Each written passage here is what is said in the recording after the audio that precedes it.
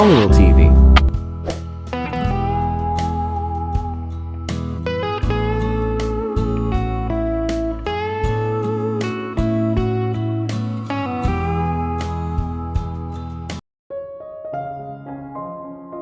Get the defibrillator. Ang malakas na sigaw ay nanggaling sa doktor. Pakiramdam ko ay nabuhusan ako ng malamig na balde ng tubig sa mukha, na nagpatulsik sa aking ulirat nang tumayo ako. Umalangaw-ngaw ang nagmamadaling yabag sa loob ng silid, at ang mga medical staff ay nagsiksikan sa higaan ng aking mommy. Mom! Napabuntong hininga ako sa takot, nakaugat sa kinauupuan at hindi makagalaw. Hindi ko siya makita dahil sa mga medical staff, ngunit naririnig ko ang mahinang beep ng heart monitor. Pagkatapos, ang mahina na beep ay naging isang tuloy-tuloy na beep. Panay ang tingin ko sa monitor, paralisado sa takot nang makita kong may namumuong patag na linya. Parang tumigil sa pagtibok ang sarili kong puso. Dumating ang isang nurse na may dalang defibrillator, at sinisikap nilang buhayin siya. Ngunit malungkot ang kanilang mga mukha, alam nilang maliit ang tsansa na mabuhay siya. Be prepared for the worst, ang sabi ng isa sa mga doktor ng hihinayang, at ang aking puso ay nahulog sa sahig, at nabasag sa 1,000 piraso. Hinawakan ko ang mahihinang mga kamay ni mommy, napakapit sa kanila. Paulit-ulit na tinatawag ang kanyang pangalan na parang gusto ko siyang magpatuloy sa pakikipaglaban. Si mommy ay payat, ang lumulubog na balat ay kumapit sa kanyang manipis na buto. Nakakadurog ng puso na makita siyang ganito, pero mas madudurog ang puso ko kung mamatay siya na parang lantang halaman sa harap ng aking mga mata. Please don't do this to me, Mom. Paulit-ulit kong pakiusap, hanggang sa hindi ko na marinig ang boses ko. Sa wakas, nawala ang lakas ko, at bumagsak ako sa sahig. Hinawakan ako ng mga nurse sa braso at tinulungan akong makatayo. Calm down, sabi ng isa sa mga nurse. Kailangan mong maging matatag sa mga oras na ganito. Samantala, nakita ko ang mga doktor na dumagsa sa paligid ng aking ina, sinusubukan muli na iligtas siya. Sabik akong naghintay sa labas ng kanyang silid, hindi ko na matiis ang panunood habang sinisikap siyang iligtas ng doktor. Sa sandaling iyon, ang tanging magagawa ko na lang ay umasa na magiging okay siya. Nagpasya akong pumunta sa maliit na chapel ng ospital para manalangin para sa awa ng Diyos. Huwag mo na po sana siyang kunin, Lord, birthday niya ngayon, napahikbi ako. Bumagsak ako sa kahoy na bench kasabay ng pag-agos ng luha sa pisngi ko na parang talon. Naiintindihan ko na sa kalaunan ay kukunin mo siya sa akin, ngunit mangyaring bigyan ako ng mas maraming oras upang pahalagahan siya. Hindi pa ako nagpapasalamat sa lahat ng ginawa niya sa pagpapalaki sa akin. Gusto ko siyang dalhin sa mga lugar na gusto niya noon pa man, upang bisitahin at mag-share ng masasarap na pagkain ng magkasama. Kunin mo si Gabriel kung kailangan mo, but spare my mom. Nanatili akong nakaluhod sa altar, hanggang sa hindi na makayanan ang pagdiin sa aking mga tuhod. Tumayo ako at ginamit ang manggas ng shirt ko, para patuyuin ang pisngi ko. Binagtas ko ang aking mga hakbang pabalik sa silid ng ospital ni mommy na may mga hindi matatag na hakbang, sa takot na malugod akong sasalubungin ng malamig, at walang pakiramdam na katawan ni mommy. Sa kabutihang palad, nagpasya ang Diyos na makinig sa aking mga desperadong panalangin. Nakita ko si mommy na nakahiga sa kama, humihinga ng mahina pero buhay siya. Ang monitor ng puso ay may tuloy-tuloy na beep. Tumakbo ako palapit sa kanya at niyakap siya ng mahigpit, nagbabad sa aking mga pilikmata ang mga luha. Nakasubsob ang katawan ko sa dibdib niya. Stable na ang kalagayan ng mommy mo. Ang balita ng doktor ay napuno ng ginhawa sa aking dibdib. God is good, pinakinggan niya ang aking mga panalangin. Halos tumalon ako para yakapin siya sa tuwa, pero pinigilan ko ang sarili ko bago ko pamapahiya ang sarili ko. Salamat, sabi ko sa kanya, napalunok ako para pigilan ang sarili ko na mapahagulgol sa pasasalamat. Nakangiting tumugon ng doktor, at marahang ipinatong ang kamay sa aking balikat. You need to take good care of yourself. Hindi mo kayang magkasakit habang nag-aalaga sa mommy mo. Pinaalalahanan niya ako ng may pag-aalala bago siya umalis, para tingnan ang ibang mga pasyente. Nang wala na siya, pumunta ako sa banyo para mag-freshen up. Habang tinititigan ko ang sarili kong refleksyon sa salamin sa banyo, kahihiyan lang ang nararamdaman ko. Halos hindi ko na makilala ang sarili ko. I was a shell of the beautiful woman I used to be. Ang mahaba at makapal kong buhok na gustong-gusto ni Gabriel ay gusot-gusot at kulot. Nakapatong ito sa aking anit, dahilan para magmukha akong mapurol at walang buhay. Kung walang makeup, hindi ako mukhang natural na kagandahan. Kung tutuusin, mukha akong nabuhay ang buhay na bangkay, sa aking haggard na ekspresyon at nakamamatay na kutis. Ang tanging kulay ng mukha ko ay ang dark eye circles ko dahil sa kulang sa tulog. Nag-alala ako sa kalagayan ng mommy ko at sinusubukan kong pasayahin si Gabriel, ilang buwan na akong hindi makatulog ng mapayapa.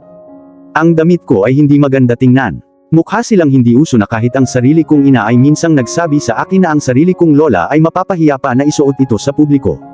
Napabuntong hininga ako at umiwas ng tingin sa kalunos-lunos kong refleksyon, iniisip kong ang pisikal kung anyo ba ang nagtutulak sa aking asawa. Sino ang maghahangad ng isang pangit na asawang katulad mo? Ikaw ay mahina at walang kakayahan. Malisyoso ang bulong ng utak ko, dinudurog ang natitira sa tiwala ko sa sarili. Ang masamang boses sa utak ko ay parang kahinahinala na parang kay Angela, ang sekretarya ni Gabriel. Palagi siyang umaaligid kay Gabriel, gumagawa ng mga nakakainis na komento tungkol sa akin sa kanyang harapan. Hindi na nag-abalang ipagtanggol ako ni Gabriel. Dapat nakita ko ang divorce na paparating na 1 milya ang layo. Come to think of it, involved ba sila ni Angela? Iyon ba ang dahilan kung bakit niya gustong makipag-divorce? Ang makasama siya for good. Ipinilig ko ang ulo ko habang pabalik sa tabi ng kama ni Mommy, pinapanood ang maindayog na pagtaas-baba ng kanyang dibdib habang siya ay natutulog. Walang oras upang mag-isip sa mga negatibong kaisipan. Sinabi ko sa sarili ko na baliwala kung ayaw sa akin ni Gabriel. Mayroon akong mommy at sapat na iyon. Kahit na natutulog na ako, may bumabagabag na tanong sa aking isipan, na pinipigilan akong makahanap ng kapayapaan. Nakipagrelasyon ba ang asawa ko kay Angela? Madaling araw na nang halikan ko si Mommy, at nagmamadaling lumabas ng ospital. Napakahalaga ng oras, kailangan kong umalis ng maaga para makalusot sa Anderson Mansion, para kunin ang aking mga gamit habang nasa trabaho ang aking soon-to-be ex-husband. Hindi ko dala ang kotse ko, at nagpasya akong sumakay ng taxi. Pagdating ko sa destinasyon ko, sinabi ko sa mga katulong na huwag ipaalam kay Gabriel na pumunta ako para kunin ang mga gamit ko. Ayokong malaman niyang bumalik ako, kahit na may magandang dahilan. Inipon ko ang lahat ng aking mga gamit, naghahanda na iimpake lahat sa aking malaking suitcase. Sinadya kong iwan ang mga regalong binigay ni Gabriel sa akin noon. Wala akong pakialam kung ito man ay isang kahon ng mga hindi mabibili na alahas, mga limited edition na branded na bag o mga customized na designer na sapatos, ayoko ng kahit anong pahiwatig sa kanya sa aking bagong buhay. Sa sobrang pagka-absorb ko sa pag-iimpake ay halos hindi ko na marinig ang tunog ng tawa ng isang babae na umaalingaw-ngaw sa mansyon. Maaaring katulong iyon, pero narinig ko rin ang boses ni Gabriel, kasabay ng ingay ng nagmamadaling yabag. Agad na kumunot ang noo ko nang marinig ko silang masayang nag-uusap. Parang pamilyar ang boses ng babae, parang narinig ko na ito ng maraming beses sa utak ko. Siya kaya, sa galit ko, umupo ako sa gilid ng aking kama. Napabuntong hininga ako sa gulat. Bakit nandito si Gabriel? Dapat nasa trabaho siya. Alam ko ang schedule niya sa trabaho, at hindi pa siya nagtatamad-tamad sa bahay sa umaga. Isang namumuong curiosity ang bumalot sa akin, kailangan kong malaman kung ano ang ginagawa niya sa bahay. Binuksan ko ang 80-inch flat-screen TV sa aking kwarto, nakakonekta ito sa CCTV. Kaya kong tiktikan ang asawa ko at ang misteryosong babae. Si Angela iyon. Ang tumatawang babae ay si Angela. Nakangiti sila at nagyakapan. Bumagsak ang puso ko sa sahig at muling nadurog. Nabuhay ang aking pinakamatinding takot, talagang nakipagrelasyon sa kanya ang aking asawa. Malapit na akong masira pero pinigilan ko ang sarili ko, willing myself to calm down. Maaaring ito ay isang hindi pagkakaunawaan. Maaari silang magkita dito para sa trabaho. Maaari silang maging masaya dahil sa trabaho. Nagpatuloy ako sa panunood sa katahimikan. Habang nasa lalamunan ko ang puso ko, pinanood ko ang pagpasok nila sa kusina, para kumuha ng mamahaling alak sa bodega ng alak. Kinagat ko ang dila ko sa gulat. Pinagbawalan ako ng asawa ko na humipon ng kahit isang bote, pero ngayon handa na siyang buksan at ihain ito sa ibang babae. Pinalakas ko ang volume ng telebisyon para mas mahusay na mag-eavesdrop sa kanila. "You look good today," sabi ni Gabriel, nakatingin kay Angela, ang sekretarya niya. Ang kanyang mga mata ay kumikinang sa paghanga habang sumimsam sa kanyang wine glass. Masakit sa akin ang paningin na hindi mailarawan. Ni minsan ay hindi niya ako tinignan ng ganyan, malambing ang tinging binigay niya sa kanya at nakakasakit sa puso ko sa selos. "The dress makes you look beautiful. Your curves are so sexy. Mas maganda ang suot mo kaysa sa mga model na nakita ko sa runways." Isang marahas na sampal sa paggising ang ibinigay niya sa akin. Never akong binigyan ni Gabriel ng compliment noon, kahit 5 taon na kaming kasal. "Salamat," sagot ni Angela, humigop ng kanyang alak. Ipinikit niya ang kanyang mga mata sa kalokohan habang dahan-dahang kagat-kagat ang ilalim ng kanyang scarlet na labi, na ikinahihiya niyang tingnan ang kanyang baso ng alak. Siya ay lumabas upang akitin siya. Galit na galit ako na gusto kong tanggalin ang ngiting iyon sa kanyang mga labi, ngunit wala akong magawa kundi ang patuloy na panoorin ang nangyayaring drama. Itinabi ni Gabriel ang kanyang wine glass at naglakad palapit sa kanya. Ang kanyang matipunong mga braso ay pumulupot sa kanyang maliit na baywang, hinila siya palapit sa kanya hanggang sa magkadikit ang kanilang mga katawan, hanggang sa walang makadaan sa pagitan nila, kahit na hangin. Natatakot akong makita tayo ng asawa mo, Gabriel. Babala ni Angela, marahan siyang itinulak palayo. Pero mahigpit siyang hinawakan ni Gabriel. It doesn't matter, sagot niya. I asked her for a divorce at pumayag naman siya. Matagumpay nang umiti si Angela at nagningning ang kanyang mga mata na parang fireworks on the 4th of July. Ginawa mo. Oo, I'm so happy, bulalas niya, nakakapit sa leeg niya na parang tuwang-tuwa na bata. Santo ka sa matagal na pananatili sa isang babaeng tulad niya. Lagi kong iniisip kung paano mo natitiis na manatiling kasal sa kanya nitong mga taon. Hindi man lang siya kagandahan, may eyebags at maputlang labi. Ang mga damit na suot niya ay napakaluma. Masyado siyang hindi bagay bilang asawa mo. Namula ang pisngi ko sa lahat ng insulto. Nakaramdam ako ng hiya. Huwag na natin siyang pag-usapan, Angela. Ngunit gusto kong malaman ang higit pa tungkol sa kanya, malisyosong giit niya. Magaling ba siya sa kama? Curious ako. Ang aking kamao ay pumulupot sa isang masikip na bola. Hindi bagay sa kanya ang malaanghel na pangalan ng sekretarya. Isa siyang ahas na nakasuot ng tupa. Nagkibit balikat siya. Malamang ay ayaw mong makarinig ng mga nakakainip na bagay, kaya iminumungkahi kong itigil mo na ang pagtatanong, Angela. Isang mahinang tawa ang kumawala sa mga labi ni Angela, at hinila niya ito palapit. Natatakot akong napatingin sa kanilang mga labi. Ang aking puso ay gumuho sa sahig at nabasag sa milyong-milyong pira-piraso habang pinagmamasdan ko siyang halikan siya ng mapusok, na walang mga palatandaan ng hihinto anumang oras sa lalong madaling panahon. Lalong lumakas ang tugtog sa aking tenga, at napagtanto ko na kung mananatili ako roon, maaari akong gumawa ng isang bagay na pagsisisihan ko habang buhay. Nanginginig kong pinatay ang TV, hindi ko na kayang manood pa. Binuhat ko ang mabigat kong suitcase sa likod ko, dali-dali akong lumabas ng kwarto. Tumakbo ako palabas ng gate, nagngangalit ang emosyon ko. Para akong bulkang handang sumabog anumang oras.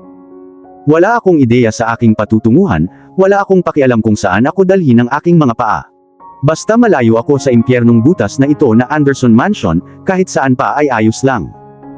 Ang aking pinakamasamang takot ay nakumpirma, ang aking asawa ay nagkakaroon ng relasyon sa kanyang sekretarya. Tumawid ako sa kalye ng walang pag-iisip, nahuhulog sa bagyo ng mga pag-iisip. Ang patuloy na pagbusina ng mga sasakyan, habang ito ay nagsanib puwersa sa nakakabinging ingay ng isang gulong na huminto, ang pumutol sa akin mula sa aking madilim na pag-iisip. Napaangat ang ulo ko sa tunog ng isang galit na driver na sumisigaw, at nakita ko ang isang tanawin na nagpanginig sa aking gulugod. Ilang hakbang ang layo mula sa akin, ay nakaamba ang isang 10-wheeler truck.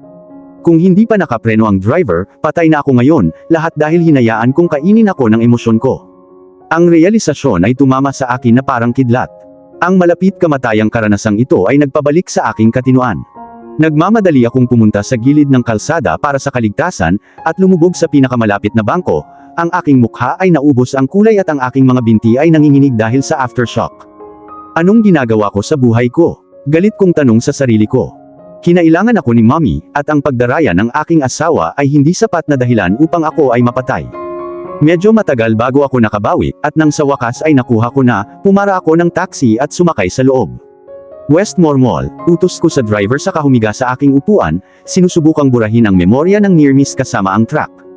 Makalipas ang 10 minuto, ibinaba ako ng taxi sa aking destinasyon, pumasok ako sa mall at hinanap ang paboritong tindahan ng cake ni Mommy. Umabot ang linya hanggang sa counter.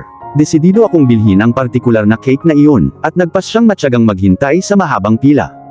Gayunpaman, ang proseso ay mas matagal kaysa sa inaasahan dahil sa isang empleyado na namamahala sa parehong cash register, at pagsusulat ng mga dedikasyon sa mga cake na binibili.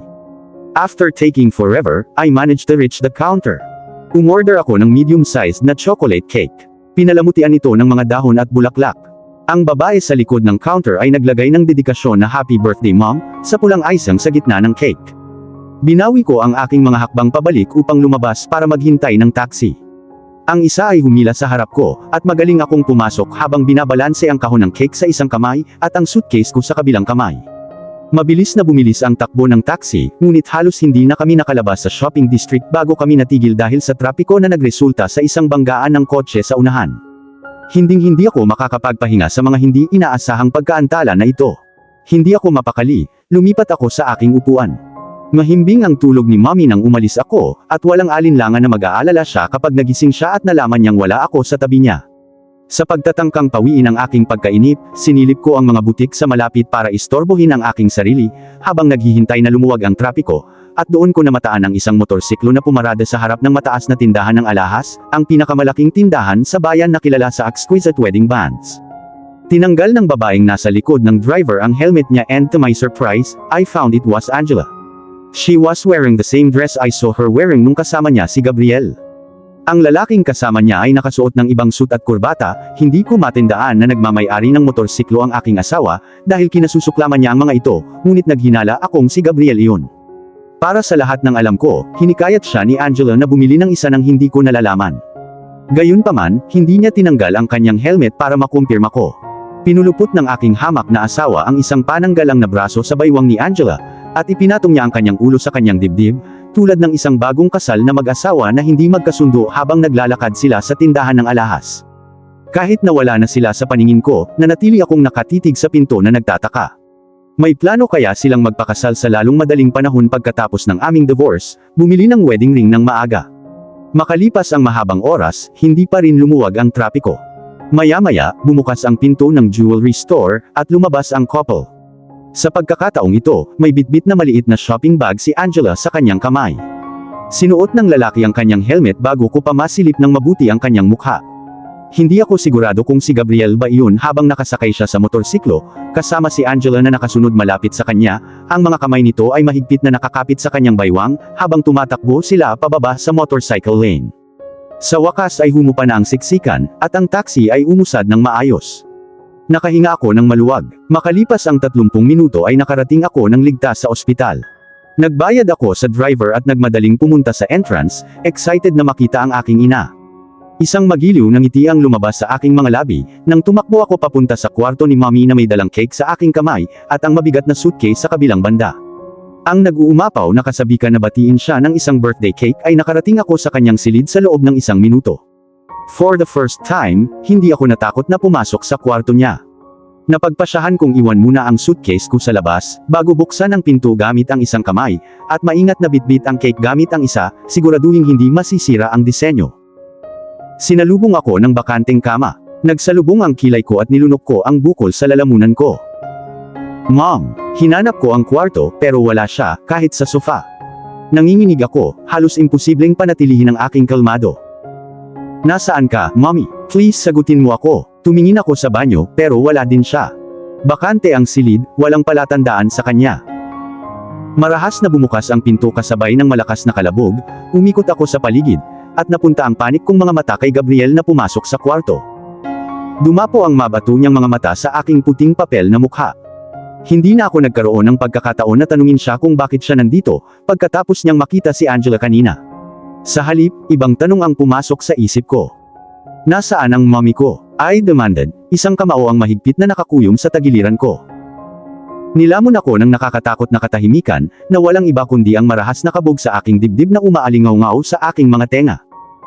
I'm sorry Monica, nanghihinayang sabi ni Gabriel. Wala na si mommy. At dito na po, nagtatapos ang part 2 ng ating kwento. Sabay-sabay po nating abangan ang susunod na kabanata.